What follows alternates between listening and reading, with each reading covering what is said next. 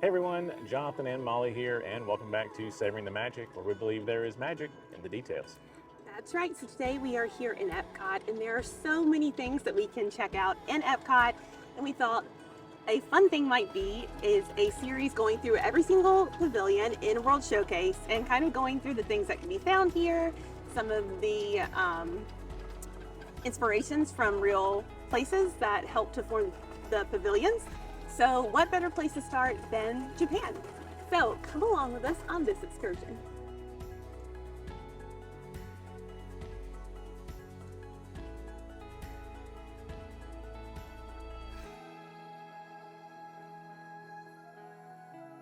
So we've talked before in the history of Epcot about how the original plan for World Showcase was to kind of be like a communicore kind of thing with a courtyard in the middle.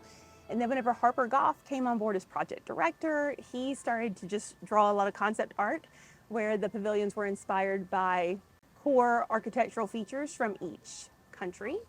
And so he just kept drawing it, and eventually it became a thing. So one cool thing is we do have some concept art from 1979 of the Japan Pavilion, which we're going to put in here. And yeah, you can see how a lot of it looks very similar to what Harper drew back then. And yes, we have to point out the Japanese pavilion attraction that never was, a Matterhorn-style roller coaster attraction themed around Mount Fuji. And this would have been the focal point of the pavilion if it had ever been built. So there's a lot in the Japan Pavilion, and of course Imagineers drew heavily upon the underlying principles of Japanese design, such as balance, harmony, and simplicity when making this pavilion. It's also laid out to where all of the major elements can be seen from the central entry point, and that was intentional. From the symbolic gate at the lagoon to the walls of the palace and the soaring nature of the pagoda. The Japan Pavilion also features the most recreations of actual buildings here in Epcot. And as we get into it, please forgive our pronunciation because they would most likely be incorrect. So first we have the Torii Gate in the lagoon. It's based on the one that serves as the entrance to the Mitsukoshi Shinto Shrine in the Seto Inland Sea. The gate is based on what was probably erected in the 6th century, and the present shrine dates back to the 12th century. Torii are found throughout Japan. They tend to mark the entrance to a sacred space. Also, just a cool detail about the one here in Epcot. Notice the barnacles on the legs of the gate and its base. Also, the distressing intentionally put on there. None of that is real, of course, but it is false embellishments meant to imply age and exposure to the elements, which I think is a pretty good call since the gate it's based on has been around for literally centuries. So the towering structure in the front is the pagoda, and forgive me because, guys, I do not speak Japanese. I'm probably going to say this wrong, but it is drawn after one of the 8th century Horiji temple in Nara. Each story of the pagoda represents one of the 5 elements of the Buddhist universe in ascending order. So earth, water, fire, wind, and heaven. And of course, the pagoda is where we have the Matsuriza performances throughout the day, which we were very lucky to catch early on.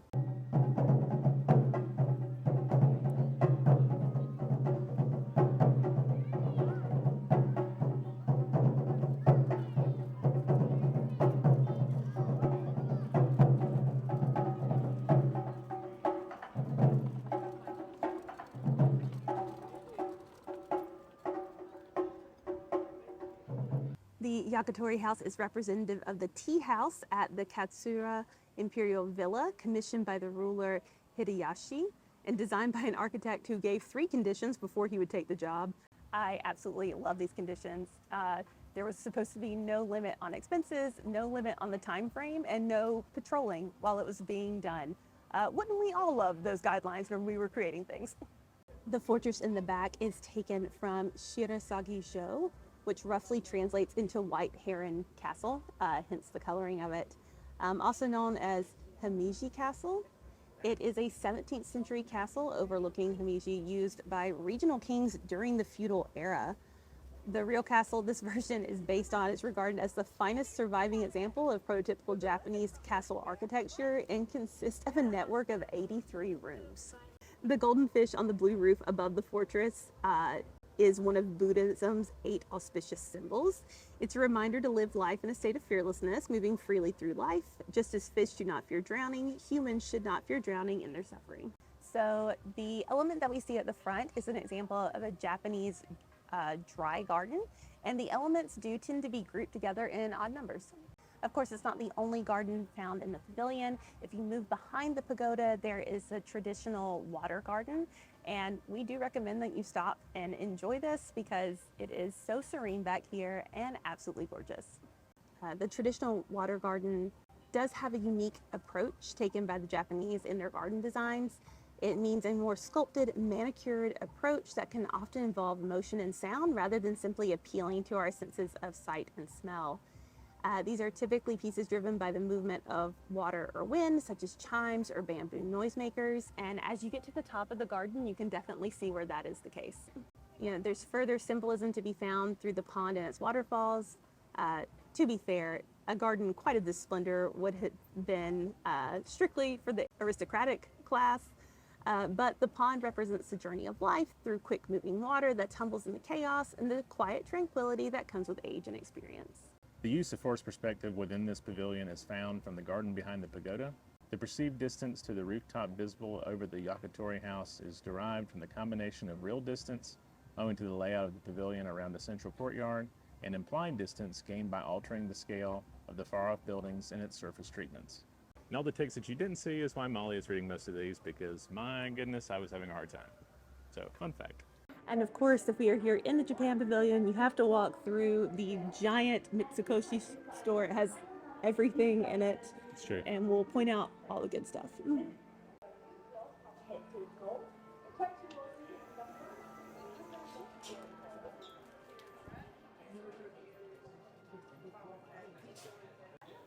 at that. All of your Hello Kitty needs here. Yes. And the earmuffs.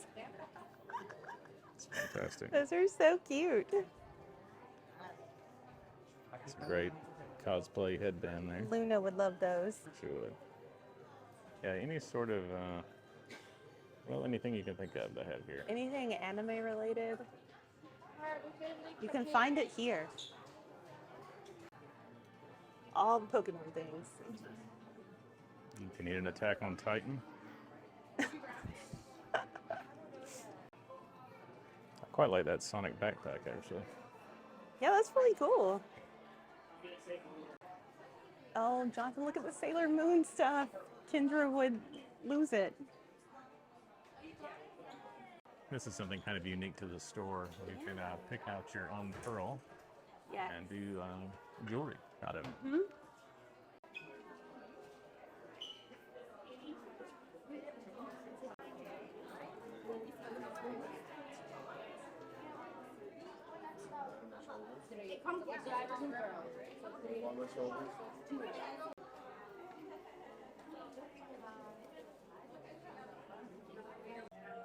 Really unique clocks over here. Gorgeous.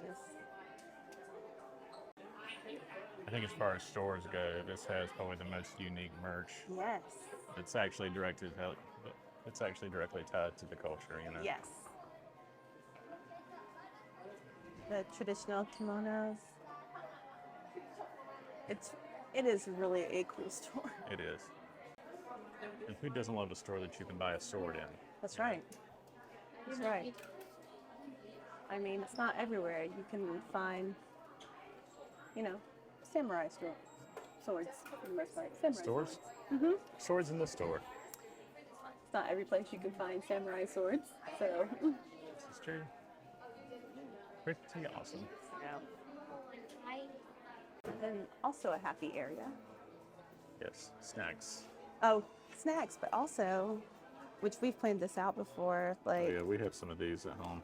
Not that particular one. Not that particular one, but they have the chopstick rest in the shape of a crane and some other stuff as well. And if you just want individual sets, and they have a whole bunch over here as well. And, just for, research sake.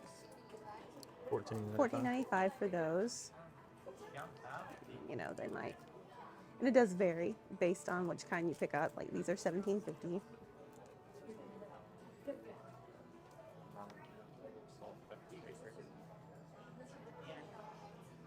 Oh, these are $6.95 Oh, that's not bad for a for a two set set. too. Yeah. So yeah, definitely check out the prices because it does vary based on sets and how many materials. How cute are the training chopsticks? Those are cute. Yeah, $6.95. I don't feel like that's bad. The other thing I want to point out in this area are the absolutely gorgeous tea sets.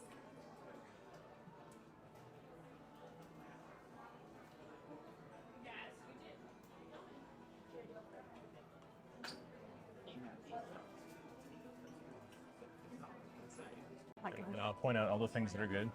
Yes, every. No, they do have these.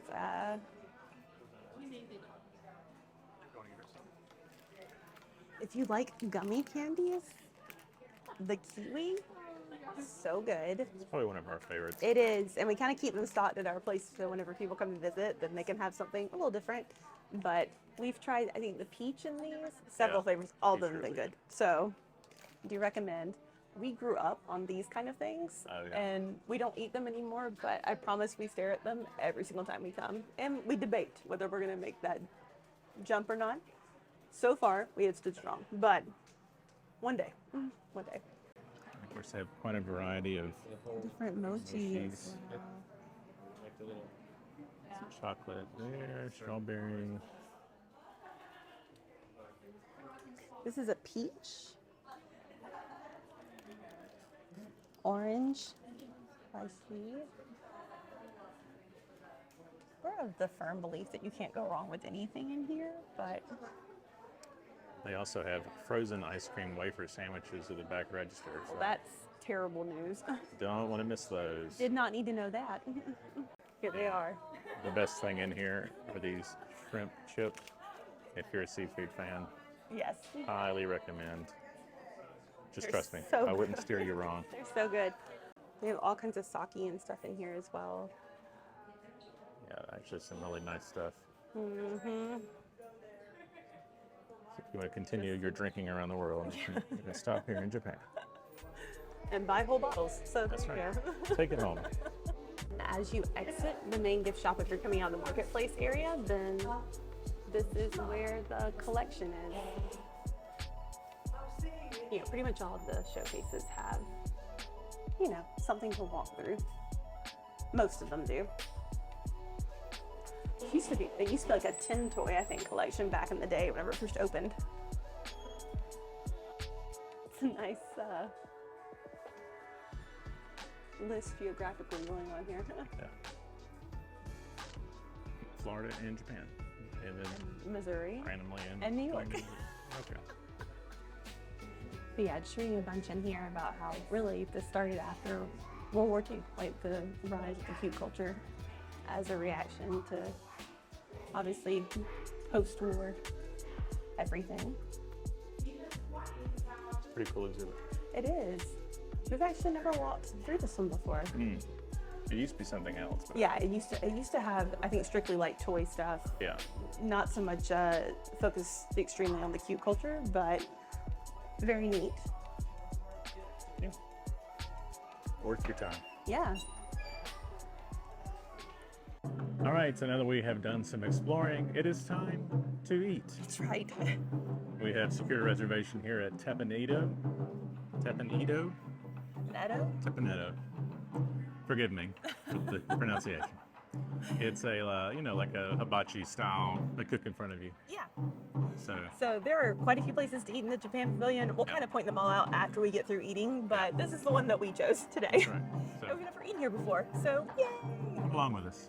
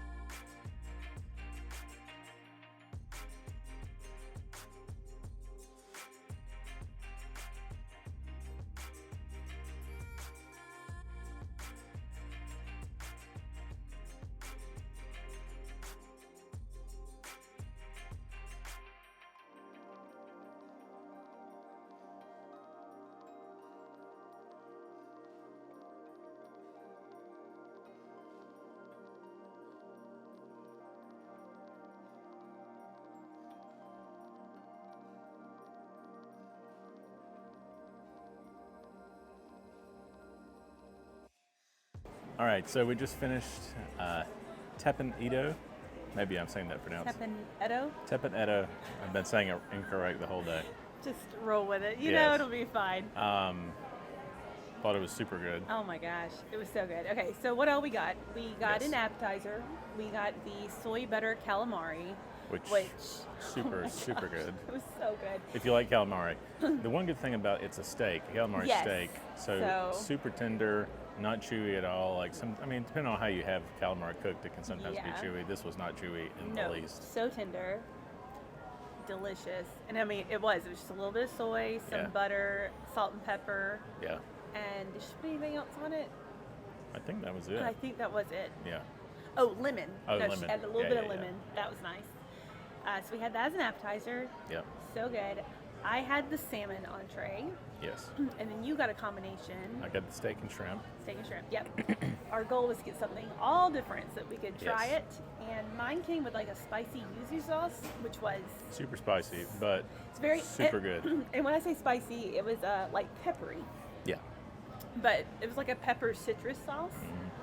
Can recommend. I think I ate about 75% of the salmon with that, and just accepted the fact that my nose was going to be running. I didn't care. It was so good. Yeah. And then your shrimp and steak were very good. Very good. Again, the one thing that's I think was a positive is there's not a lot of fancy. It's salt and pepper and the sauces that they have. Yeah. And you have the standard ginger and yum yum sauce, which you Yes. can't go wrong with that. And then if your entree did come with a special sauce like mine did, then they gave you a little side Yeah. where you could dip. So that was We had that a was little really handy. side salad thing at the beginning, Oh, you have that ginger dressing, which was Super so good. and then of course your rice and your veggies and all that. Yeah.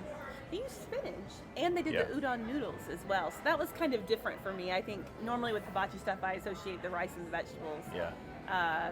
And by veggies, I mean like the onion, zucchini, and the carrots. And so it's kind of nice to have the noodles in there too. And though. spinach. That was Yeah, the a little spinach different was than what I'm used different, to. but Yeah. I liked it. It paired very really good. well with everything else. The service was fantastic. So the way Yeah. they do it, obviously you have your chef, then you also have someone who's like taking care of the table the whole time. So Really great service. yes. Everybody was super nice. Our chef was great, and you'll see, I'm sure you noticed in the footage, she Yeah. made an Olaf out of the onions, and It's pretty great. it was so cute.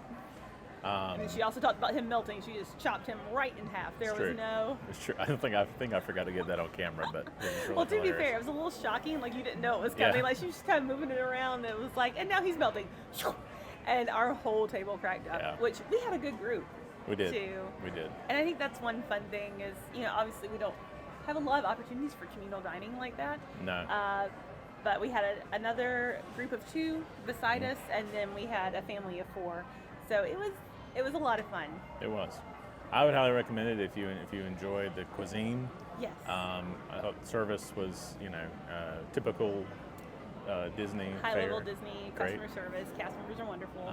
And then just to give you guys a price point kind of thing, a lot of Yeah. the entrees fell in like the $30 category, the 30 single entrees. single to entree, yeah. Yeah, and then if Most it was of like the steak, it was a little bit more, I think and then mine the was combinations were in the 40. 40s. Mine was 46, I think, Okay, yeah, for the steak and the shrimp. and that was the most expensive of the combinations. Of the combinations. as well. And then you can have add-ons like if you want to upgrade to filet mignon Oh my other gosh. than like regular. They had like wagyu that you could add in. Obviously, There's a we lot of- didn't lot of worry with different any of things you that can do. because it was going to be plenty of food. Yes. But lots of options to customize your experience, though. Yeah. And you can get sushi, several different appetizers. Yes. I would highly recommend the calamari, though. I think that was almost my It was so favorite good. thing of the meal. The group of 4, the family of 4 at our table got the volcano roll, and So it it looked looked so good. amazing. So if So you're good. into that, they seemed to tear it up, so I feel like it was probably good, but it looked amazing. Yeah, So. it really did. So have you ever noticed some of these details within the Japan Pavilion? Also, which pavilion would you like us to hit next? There are 11 of them, so only one down. It's true. Comment and let us know. That's right. And as always, if you enjoyed the video, be sure to like, comment, subscribe. Really helps us out. We have videos coming out every Wednesday and Saturday. But until next time, keep savoring the magic.